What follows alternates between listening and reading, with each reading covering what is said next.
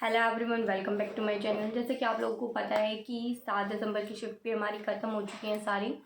और इस वीडियो में हम उसी के एनालिसिस के बारे में बात करेंगे कि हमारी 7 दिसंबर को कितनी शिफ्ट रही है और इनका क्या क्या लेवल रहा है, मॉडरेट रही है, ईजी रही है या डिफ़िकल्ट रही है, और बच्चों ने कितने कितने अटैम्प्ट किए हैं सेक्शन वाइज, और जो है टोटल अटैम्प्ट कितने बच्चों के गए हैं और क्या कुछ रहा है। अभी हम वो देख लेते हैं उसकी एनालिसिस, ठीक है।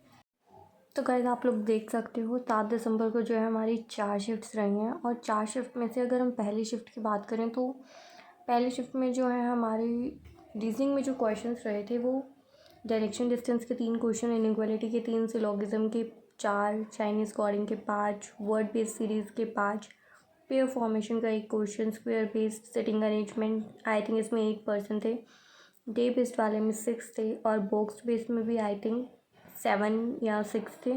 कंपैरिजन बेस्ड में सिर्फ 6 ही परसेंट थे, ठीक है। उसके अलावा क्वांट्स की बात करें तो 15 simplification, 5 wrong number series, arithmetic, line graph, DI, table D. अगर हम क्वांट्स में बात करें ना तो मोस्टली सारी की सारी शिफ्ट्स में अब तक हमारी 6 शिफ्ट हो चुकी हैं। सब में 15 की 15 सिंप्लीफिकेशन आ रही है, हर शिफ्ट में 15 सिंप्लीफिकेशन आई है। और किसी शिफ्ट में जो है 5 रॉन्ग नंबर सीरीज़ आ रही है, किसी में 5 मिसिंग नंबर सीरीज़ आ रही हैं, और अर्थमेटिक लगभग 10 ही आ रही हैं, और एक लाइन ग्राफ डीआई आ रही है या फिर बार ग्राफ डीआई आ रही है, और एक टेबल डीआई आ रही है। मतलब यही आ रहा है सभी शिफ्ट में, आप देख सकते हो, मैंने मेंशन कर दिया, ठीक है। और इसके अलावा अगर आप अटैम्प्ट्स की बात करो ना तो जनरल लगभग सभी शिफ्ट में इक्वल ही रहे हैं। रीजनिंग में जो है किसी में अगर ब्लड रिलेशन आ जा रहा है तो बच्चे थोड़ा सा स्टक कर जा रहे हैं, क्योंकि ब्लड रिलेशन थोड़ा ट्रिकी पूछ रहा है, तो फिर अटैम्प्ट्स 2-4 नंबर कम हो जा रहे हैं। क्वांट्स में जो है मोस्टली बच्चे 40 आउट ऑफ 40 कर रहे हैं, कुछ जो है एक आधा जिनकी थोड़ी स्पीड कम होती है वो 35 तक ले जा पा रहे हैं, तो ऐसे ही हो रहा है। तो मोस्टली अगर आप अटैम्प्ट्स देखोगे ना तो वो सेम ही हो रहे हैं, ज़्यादा कुछ फ़र्क पड़ नहीं रहा। लेकिन अगर आप सेकंड शिफ्ट देखोगे ना तो सेकंड शिफ्ट में इन्होंने क्या किया है, एक तो ब्लड रिलेशन भी डाल दिया और एक डायरेक्शन डिस्टेंस भी डाल दिया। मतलब इन्होंने कुछ गड़बड़ की है, मतलब आई डोंट नो क्या हुआ है, लेकिन बच्चों ने जितना बताया है ब्लड रिलेशन भी आया है, 6% दे रखे थे उसमें, वो भी 5 नंबर का आया है। तो देखा जाए तो आई थिंक सिटिंग अरेंजमेंट और पजल की जगह पे उन्होंने ब्लड रिलेशन डाला है, और डायरेक्शन डिस्टेंस तो अलग से डाल ही रखा है। वरना ऐसा होता है नॉर्मली कि या तो डायरेक्शन डिस्टेंस आता है या ब्लड रिलेशन आता है, तो इन्होंने कुछ किया है कुछ। तो देख सकते हो आप लोग, मैंने पूरा का पूरा मेंशन कर दिया कि किस टाइप के क्वेश्चन आए थे। अगर आप ओवरऑल अटैम्प्ट देखो तो हर शिफ्ट इक्वल ही रही है, मतलब किसी में भी कुछ ऐसा अलग नहीं पूछा गया है कि भाई बच्चों ने कुछ ज़्यादा ही अलग ही कर दिया हो। कल की शिफ्ट और आज की शिफ्ट सारी की सारी शिफ्ट इक्वल रही हैं। आप पढ़ लो क्या क्या क्वेश्चन आए हुए थे, बाकी ये सेम ही है। किसी में चाइनीज़ कोडिंग डाल रहे हैं, किसी में सीरीज़ डाल रहे हैं, मैंने सारा मेंशन कर रखा है इसमें। लीनियर बेस्ड 8% आई थी, स्क्वायर, ये मंथ और डेट बेस्ड, यहाँ पे भी 15 सिंप्लीफिकेशन है, इधर भी 15 है और इधर भी 15 सिंप्लीफिकेशन है। यहाँ पे 5 मिसिंग सीरीज़ पूछ ली, यहाँ पे भी मिसिंग सीरीज़ पूछ ली, ऊपर रॉन्ग नंबर सीरीज़ पूछ रखी थी इन दोनों में। तो गाइस ऐसा कुछ भी नहीं है अलग से बताने वाला।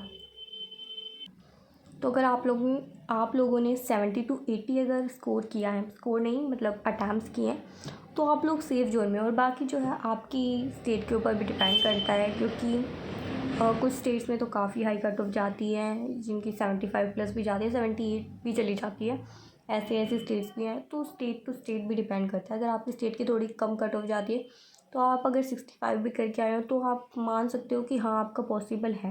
लेकिन अगर आपके स्टेट की हाई कट ऑफ जाती है तो अगर आप 70 भी करके आए हो तो वो भी पॉसिबल नहीं है। तो वो स्टेट टू स्टेट वेरी करता है। आप अपने स्टेट की लास्ट ईयर की कट ऑफ देखिए, 1-2 सालों की, अगर उसके आसपास आप करके आए हो तो आप मान सकते हो आप सेफ जोन में, और अपनी मेंस की तैयारी शुरू कर दो। अगर थोड़े बहुत कम भी करके आए ना तो भी मेंस की तैयारी स्टार्ट कर दो, क्योंकि इस साल का ये हमारा लास्ट एग्ज़ाम है। अगर बाई चांस आपका निकल जाता है और आपने सोचा नहीं होता है कि हम, आपको लगता है कि भाई हम तो कम ही अटैम्प्ट करके आए तो शायद नहीं होगा, लेकिन अगर आपका बाई चांस निकल गया तो आप बहुत ज़्यादा रिग्रेट करने वाले हो, क्योंकि इसके बाद कोई एग्ज़ाम है नहीं इस साल का हमारे पास। फिर तो नेक्स्ट ईयर के एग्ज़ाम स्टार्ट हो जाएंगे जून जुलाई से। तो अभी आपके पास 5-6 महीने पड़े हैं, तो बेटर है कि आप लोग 1-1.5 महीना मेंस को दे दो। अभी आप मेंस को दो अपना 1-1.5 महीना, उसके बाद फिर आप देख लेना, अगर होता है तो भी ठीक है, नहीं भी होगा तो मेंस का पढ़ा हुआ कुछ वेस्ट हो जाने वाला है नहीं, आपकी प्रैक्टिस ही होगी, ठीक है। तो गाइस ठीक है, अभी हमने 7 दिसंबर की सारी शिफ्ट की एनालिसिस कर ली है और अभी जो है हमारा 13 और 14 को भी एग्ज़ाम रहता है। मेरा एग्ज़ाम भी जो है 13 को लगा हुआ है, तो इसलिए जो है हमने कंप्लीट एनालिसिस भी कर लिया। हमें आइडिया मिल गया थोड़ा कैसा कुछ एग्ज़ाम आने वाला है, क्या कुछ लेवल रहने वाला है। तो आप लोग उस हिसाब से अपने मॉक टेस्ट लगाइए। अब दिन में कम से कम 2 से 3 मॉक टेस्ट लगाइए। अगर आपके पास ज़्यादा अवेलेबल है तो आप 4 भी लगा सकते हैं, ठीक है। और अच्छे से आप लोग अपनी तैयारी करते रहिए। All the very best for your pre exam guys 13 और 14 के लिए। आप लोग अच्छे से काम माइंड के साथ कॉन्फिडेंस के साथ अपना एग्ज़ाम करके आना।